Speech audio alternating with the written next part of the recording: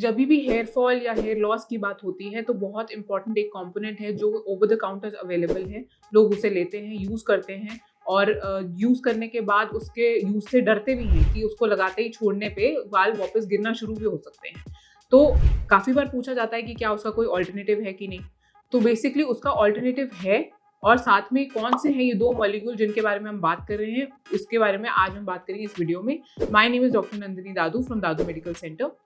जिस कंपोनेंट की मैं बात कर रही हूँ जो बहुत इजीली अवेलेबल है मार्केट में, ओवर द काउंटर्स भी मिलता है, वो है मिनॉक्सिडिल।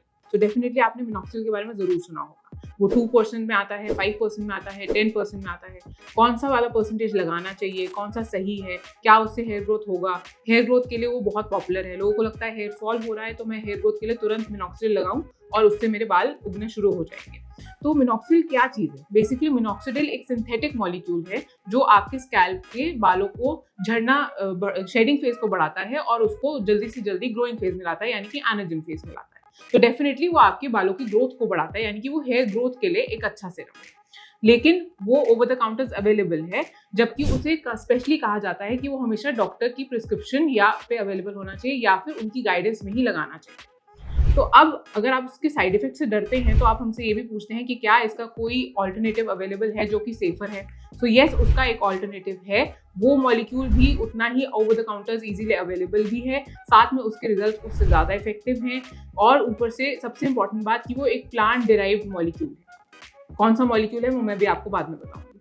सो बेसिकली जब वो एक प्लांट डिराइव्ड मॉलिक्यूल है, वो आपके बालों पे कैसे काम करता है, वो आपके हेयर फॉल को भी रोकता है और साथ में आपकी हेयर ग्रोथ को भी प्रमोट करता है। वो इतना सेफ है। वो आपके बालों को झड़ने से रोकता है, यानी कि उनको ग्रोइंग फेज में लेके आता है। जो बाल आपके रेस्टिंग फेज में चले जाते हैं, डॉर्मेंट हो जाते हैं, उनको भी स्टिमुलेट करता है। आपके बाल जो थिनिंग हो रही होती है उसको भी वाइड करता है। आपके बालों के स्टेम सेल्स पे काम करता है। तो डेफिनेटली वो एक सेफर मॉलिक्यूल है और वो ओवर द काउंटर्स अवेलेबल है, इसलिए क्योंकि वो रेगुलर यूज में लाया जा सकता है।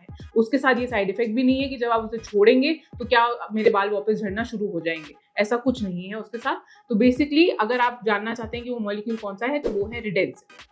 तो अब आपको समझ में आ गया कि मिनॉक्सिडिल और रिडेंसिल 2 मॉलिक्यूल्स हैं जो बहुत इजीली अवेलेबल हैं। लेकिन अगर आपको सेफर यूज के लिए घर के लिए कोई ऐसा प्रोडक्ट चाहिए जो आप सालों साल अपने स्कैल्प पे यूज कर सकें, जिससे कोई प्रॉब्लम भी ना हो, जिसको आप अपने बालों की मेंटेनेंस और डेंसिटी की इंप्रूवमेंट के लिए यूज कर सकें, तो वो डेफिनेटली एक रिडेंसिल है जो आप यूज कर सकते हैं। ऐसी और informative videos on hair fall, hair loss and hair transplant देखने के लिए आप हमारे यूट्यूब चैनल DMC ट्राइकोलॉजी को सब्सक्राइब करें। Thank you.